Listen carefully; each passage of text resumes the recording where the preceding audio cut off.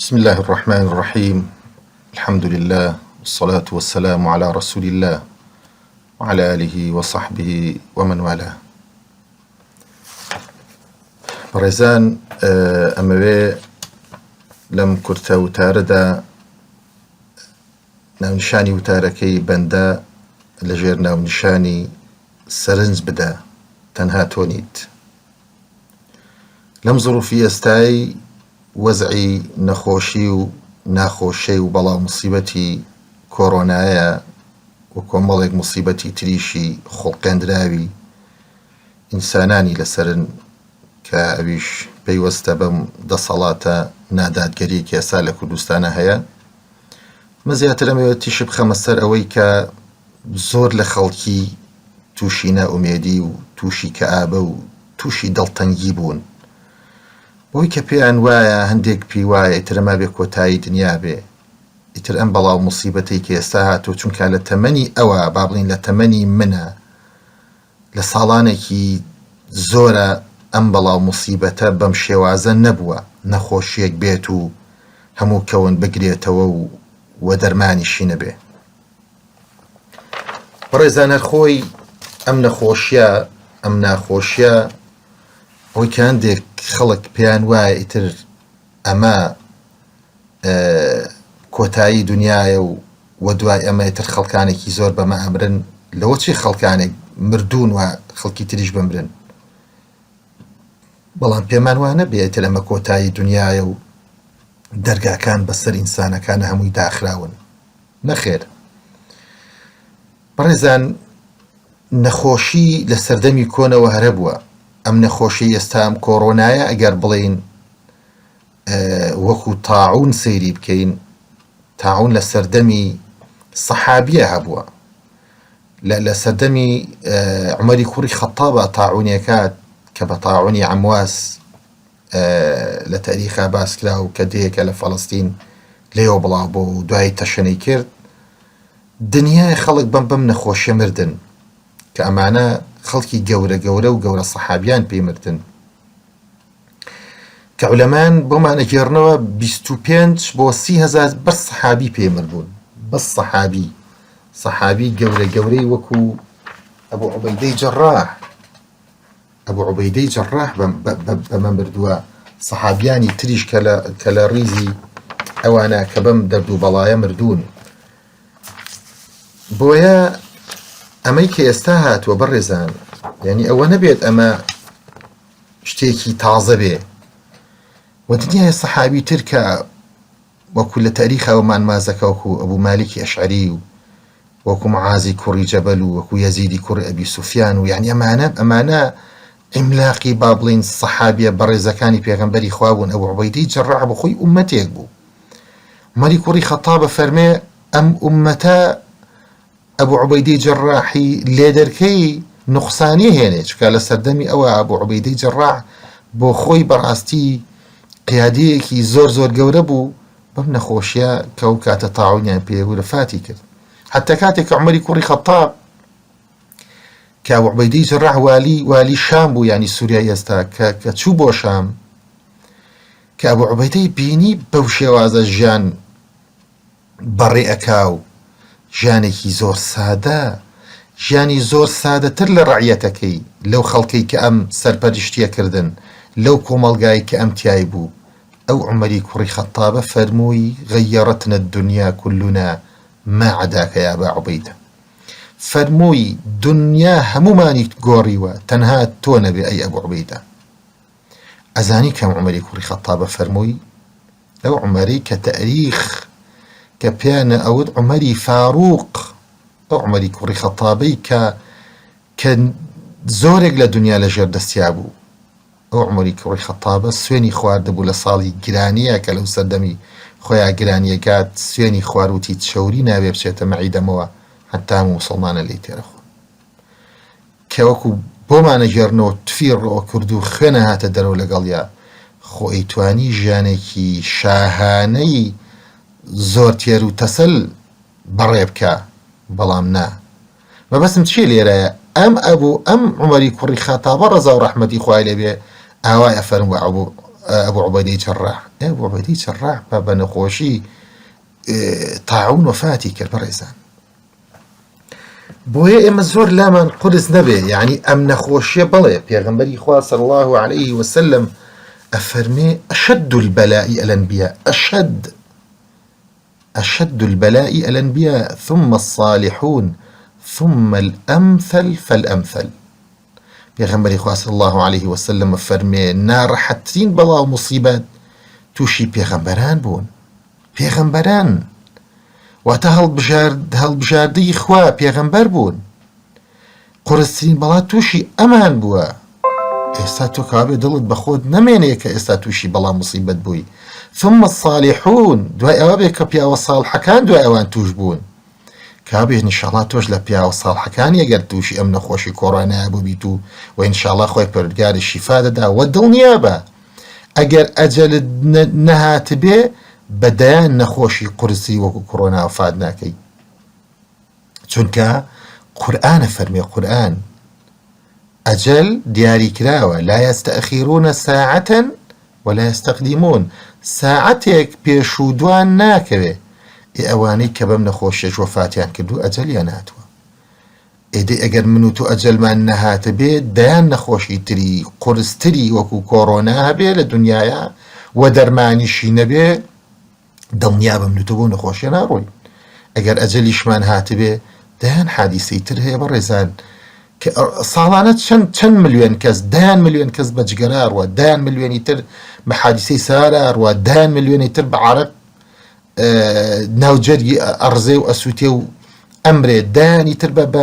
بە نەخۆشی سەرەتان ئەڕوە. ئەمانە هیچی باز ناکرێ بەڕێزان. ئەی خۆ سەرەتانیش تا ئێستا چارەسەری نییە. کابوو ئەم نەخۆشیە کە خۆی پەروەردگار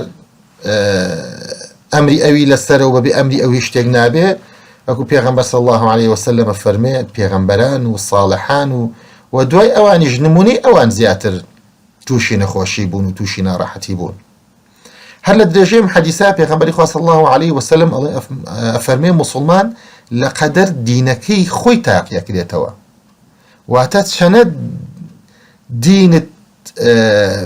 قایم بێ و دینت پتۆ بێ و دینت تۆکمە بێ خۆی پەروەردگار تاقی دەکاتەوە. بزانە سەرکەوتوو ئەبی لە ئیمتیحانە بۆی پاداشتی زۆر گەورەت بۆڵگرێ، پاداشتی وەکو عولەمانە فەرموون زۆر گەورەت بداتەوە لەسەر ئەم نەخۆشی و بەڵاو موسیبەتەی کە تۆ سەبر ئەگری لەسەری. بەڕێزان تۆ ئێمە هەمومان قسەی ئەیوب پێغەمبەر عەلەیهی سەلاممان بیستووە کە تەریخ بۆمان ئەگێڕێتەوە، کە سیرە بۆمان بازەکە 18 ساڵ نەخۆش بووە، 18 ساڵ لەسەر جێگا. یعنی تۆ وەرە نەخۆشێک 18 ساڵ لەسەر جێگا. بۆیە کاتێک کە خێزانی پێ فەرموو ئەیوب دوعا بکە بەشک و خۆی پەروەردگار شیفات بە، خۆگە دوعای بکردایە کە عولەمانە فەرموو خۆی پەروەردگار شیفایە، چونکە دوعای پێغەمبەران ڕەت ناکرێتەوە. بەڵام ئەیوب عەلەیهی سەلام ئەی فەرموو وەڵڵاهی لە ڕوو نایە دوعا بکەم، من وا چەند ساڵێکە نەخۆشم کە 18 ساڵ نەخۆش بوو، ئەی چەند ساڵی تەمەنم بە خۆشی و لە شتاقی تێپەڕ کردووە، کابوو ئەمە خۆی پەروەردگار خۆی ئەم هەدیەی نەخۆشی بۆ من ناردووە و خۆشی ئاگای لێیە کە من نەخۆشم، وەگەر خۆی پەروەردگار ویستی لێبێ شیفامەیە. پێغەمبەر مەسەلەن صلی الله عليه وسلم پێغەمبەری خۆمان بەم هەموو ناڕەحەتیانەی کە ژیانی بەڕێ کرد. ئەگەر تۆ پێستا پێ دوایە فەقیری، ئەگەر پێ دوایە بێ باوکی گەورە بووی، باوکرد نییە و ئاگای لێتان بێ و مشورتان بخوا و تۆش لە تەمەنێکای کۆمەڵێ برا خوشکت هەیە و ئەی نازانی پێغەمبەری خوار بەبێ باوکی گەورە بوو، ئەی نازانی لە لای دایکێکی تر لە دایانگایەکی ترا گەورە بوو. ئەگەر پێ دوایە فەقیری و وەکو خەڵکی تر ناتوانی ژیان بەڕێکەیت و ژیانی تۆ سادەتر لە خەڵک، ئەی نەتبیستوە پێغەمبەری خوا صلی الله عليه وسلم بەردی بەستووە بەسکیەوە لە برسا، ئەی دایان جار نەتخوێندۆ تۆیان نەتبیستەوە بۆیان باز نەکردو کە پێغەمبەری خوا چۆتە ماڵ و هیچیان نەبووە، دەیوتێتی مادام هیچمان نییە و بڕیار بم بەڕۆژوو. ئەگەر تووشی دەربەدەری بوویت و ئەگەر نازانم ماڵت لە شوێنێکی ترەوە گواسۆتەوە بە شوێنێکی تر و ژیانی تۆ سادەتر لە خەڵک، ئەی نەتبیستوە پێغەمبەری خوا صلی الله عليه وسلم بەردی بەستووە بەسکیەوە لە برسا، ئەی دایان جار نەتخوێندۆ تۆیان نەتبیستەوە بۆیان باز نەکردو کە پێغەمبەری خوا چۆتە ماڵ و هیچیان نەبووە، دەیوتێتی مادام هیچمان نییە و بڕیار بم بەڕۆژوو. ئەگەر تووشی دەربەدەری بوویت و ئەگەر نازانم ماڵت لە شوێنێکی ترەوە گواسۆتەوە بە شوێنێکی تر و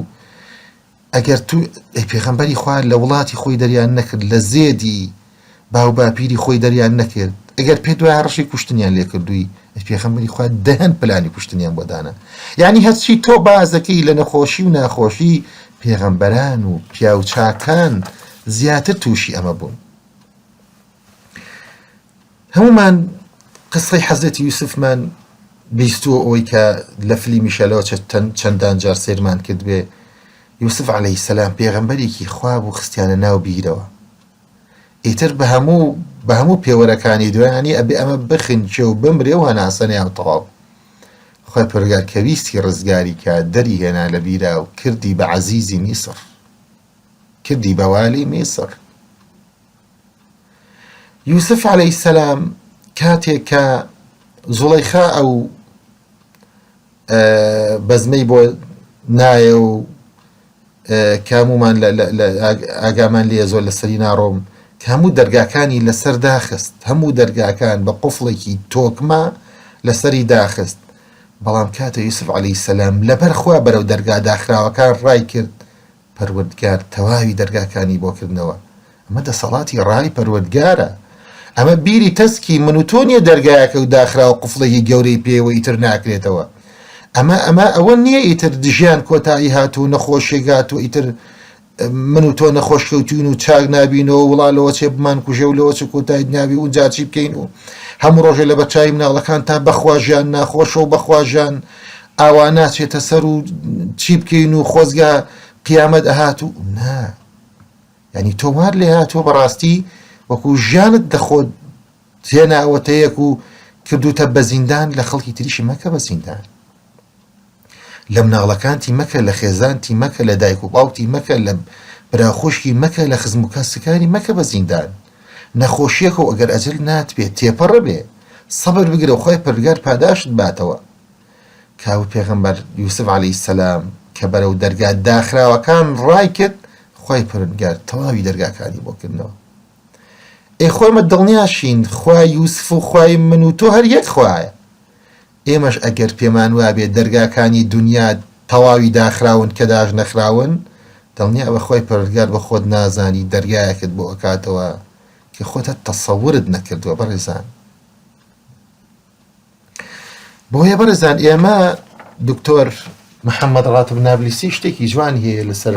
ئینسان خۆزێکم لێرەیە باسی بکەم أفرمي نحن لسنا السكان الأصليين عليه إيما نحن لسنا السكان الأصليين لهذا الكوكب لنا وقوسك على الأرض إيما دانشتوي أصلي أم كوكبنين مستيرين كبيوتريزبي إيما دروس كرامين ببهاشت إيما بتماي بهاشتين شكا فرمي حيث كان أبونا آدم يسكن في البداية عليه آدم عليه السلام بداية لباش تعبوا لكننا نزلنا هنا مؤقتا إما بمؤقتين لم كوكبي أرز دابزيوين بوشي دابزيوين أفرمي راتب نابلسي أفرمي لكي نؤدي اختبارا قصيرا ثم نرجع بسرعة هاتوين اختبارك بتشوك بكي هاتوين بتاقي كرنويكي كورت دنيا كنت برزان دوای ئەوە بێ بگەڕینەوە ئیمتیحانەکە بگەڕیتەوە بڕۆی بە دوای نەتیجەکەیە کابوو مەحاولە بکە هەچی توانە دەیە وەکوە فەرمێ بگەیتە قافڵی پیاوچاکان بۆیە فەرمێ ئەم حەسرەت و ئەم ناخۆشی و ئەم بێزاری کە ڕووی کردوتە ئێمە بەڕاستی دنیا بە ئێمە ناگۆڕێ ئەمە هەڵبەتە ویستی بخوای پەروەردگار وایە قەدەری خوای پەروەردگار وایە ئەبێ ئەم ژیانە لەم 2020ەیە بەم شێوازە ڕێبکە بەم شێوازە بڕوە بە من و تۆ ناگۆڕێ ئەمە حیکمەتی پەروەردگاری تایە بۆ نمونە لەکێ لە حیکمەتەکانی پەروەردگار لەوەچی خۆی پەروەردگار بێ بەمە دەسەڵاتی خۆی پیشانی کۆمەڵی خەڵک بە بۆی ئیمانیان بەرز بێتەوە بۆی بەڕاستی ئیمانی هەندێکمان وەکو گۆڵۆپی هافی لایاتە بوو تەنها شوقێکی کەمی مابوو ڕووناکێکی کەم خۆی پەروەردگار ئەها دەمەزرد ئیمانت بۆ کاتەوە ئەزانی لەم نەخۆشی و ناخۆشی وەزی کۆڕۆنایە خەڵگەیە بەرنامەی بۆ قورئان خوێندن بەرنامە بۆ شەو نوێژ دوعاکانی بیرکەوتۆتەوە ئەگەڕێ بە دوای هەندێک دوعایەکەی دۆزێتەوە ئازانێ ئەم دوعایە ئەم 2020 دابەزیوە هەبوو ئێمە نەمان بینیوە بڕێزان تا ئێستا نەمازانیوە عیبادەت چۆن بکەین ئێگەر ئێمە کۆمەڵێک ویستی خۆی پەروەردگار وا بێ کە کۆمەڵێکمان دەمەزەردی ئیمانی خۆمان بکەینەوە کابوو ئەمە نیعمەتە بۆ ئێمە خۆی پەروەردگار لەوە چێ بێوێ دەسەڵاتی ڕەهای خۆی پیشانی هەندی خەڵک با لەسەر زەوی ئەمە ڕەحمەتی خۆی بێ بۆی خۆی پەروەردگار هیدایەتیان بە ئەی لەوە چێ ئەمە ویستێک لە ویستەکانی خۆی پەروەردگار ئەمە بێ کابوو ئەمەش بەهرە و نیعمەتێ بۆ هەندێک خەڵکی تر لەوە چێ خۆی پەروەردگار نەخۆشیەکە تووشی هەندێک خەڵکێکە بۆی سەبرێکی تەواو بگرن لەسەر ئەم نەخۆشی و ناڕەحەتیە خۆی پەروەردگار بە بەهەشت تعویزیان بکاتەوە خۆی پەروەردگار هەندێکی تر لێ تاوانی زۆر گەورەی هەبێ بۆی ئەم نەخۆشی کۆڕۆناوە کە وەکو لە حەدیث هاتووە کەسێک بۆی تاعونەوە بۆی ئەم نەخۆشیە گەورانەوە بمرێ پلەی شەهیدی هەیە خۆی پەروەردگار بێ ئەم پلە گەورەیە پێ ببەخشێ خۆ من و تۆ ئەمرین خۆ کۆکو باسمان کە قورئانە فەرمێ پێش و دوا ناکەوێت تەمەنی ئێمە خۆگەر قەدەری خۆی پەروەردگار وابێ ئەجەلی من و تۆ لە 2020 تەواو بێ ئێمە بە شتێک بڕۆی کە دەرەجەیەکی بەرز دەبێ کابوو لە هەر بوارێکە لێکیتەوە حکمەتی خۆی پەروەردگار حکمەتەکانی گەورەن من و تۆ نایزانین کابوو وەلا ئەو قورئانە فەرمێ خوا پەروەردگار خۆی فەرمێ وەلا یعلم الغەیب إلا الله پێغەمبەران غەیبیان نەزانیوە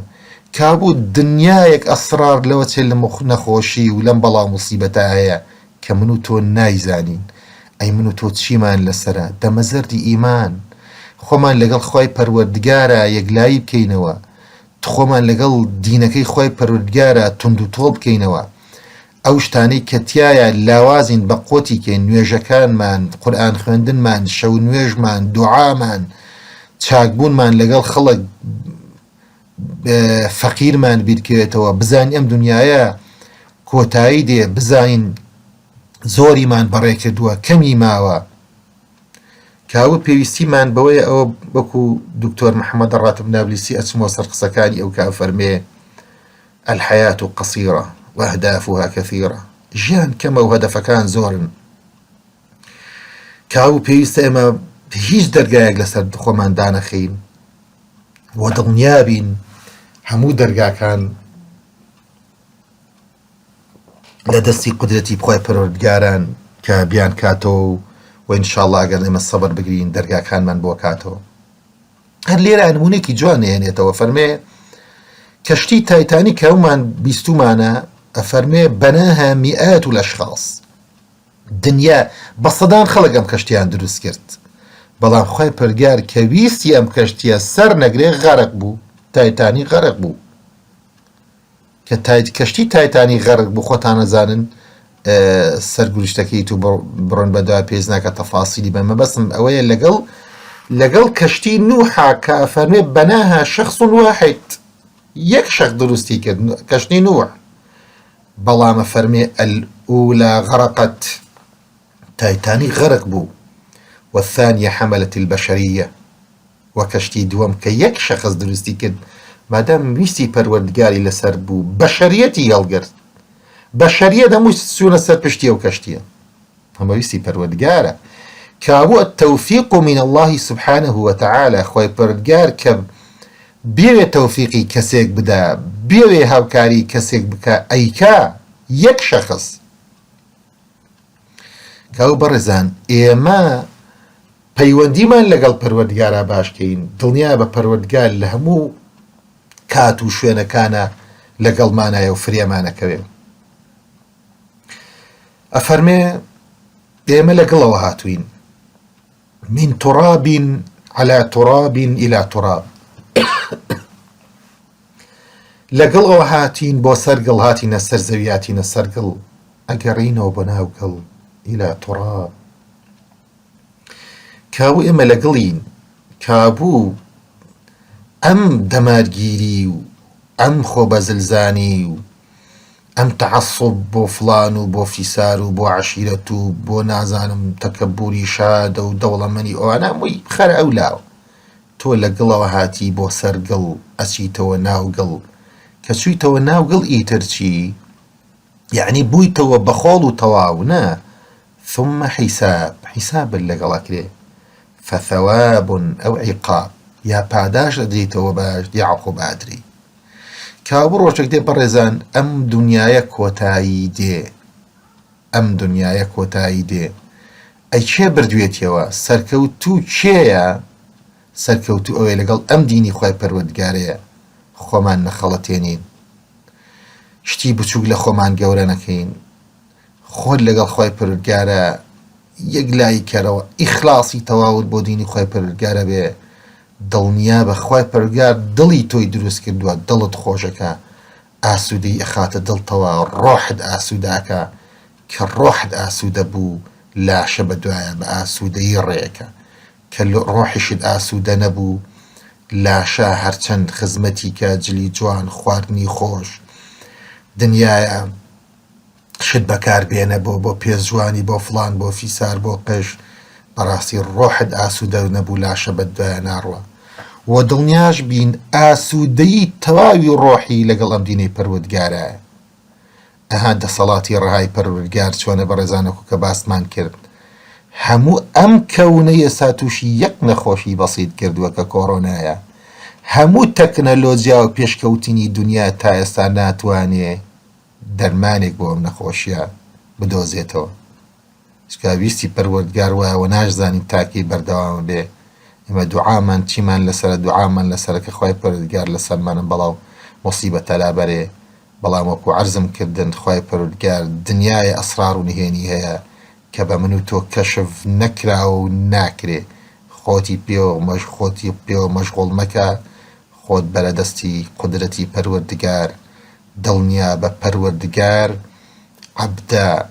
نزیکەکان لە خۆی ضایع ناکا و ئاگای لێیانە خوای پەروەردگار بمان پارێزێ لەم بەڵاو موسیبەتە لەم نەخۆشیە موسڵمانان بپارێزێ شیفای موسڵمانان بدا ئینشاءڵڵا لەسەر تاسەری دنیایە ئاسوودەی بگێڕێتەوە بۆ ڕۆحمان خوای پەروەردگار ئەم قەیرانی سیاسی و ئابووری و ئیجتیماعیەی کە کۆمەڵە خەڵکانێک دروستیان کردووە بە تایبەتی لەم کوردستانەیە خوای پەروەردگار ئەمەشمان لەسەر لابە خۆیان گیان ئەمانە ئەگەر قابیلی هیدایەتن هیدایەتیان بە ئەگەر قابیل نین لە چاوەڕا دەسەڵاتی تۆ ئەمانە هیچ دەسەڵاتێکیان نییە بە دەسەڵاتی خۆت تەفروتونیان کە و ئەوانش دار و دەستەکانیشان لەگەڵیا بپێچەرەوە لە کۆڵمانی کەرەوە جارێکی تر ئاسوودەی ڕۆحی ئاسوودەی سیاسی ئاسوودەی ئابووری ئاسوودەی کۆمەڵاتی بگێڕەرەوە بۆ ئەم میلەتی موسڵمانی کوردستانە و میلەتانی دنیا أقول قولي هذا وأستغفر الله لي ولكم والسلام عليكم ورحمة الله وبركاته هیوادارم کە تۆزێک لە ئازاری ویژدان و ڕۆحیتانم سوو کردبێ ئینشاءڵڵا خوای پەروەردگار هەموو لایەک پارێزێ سەرفراز و سەرکەوتوو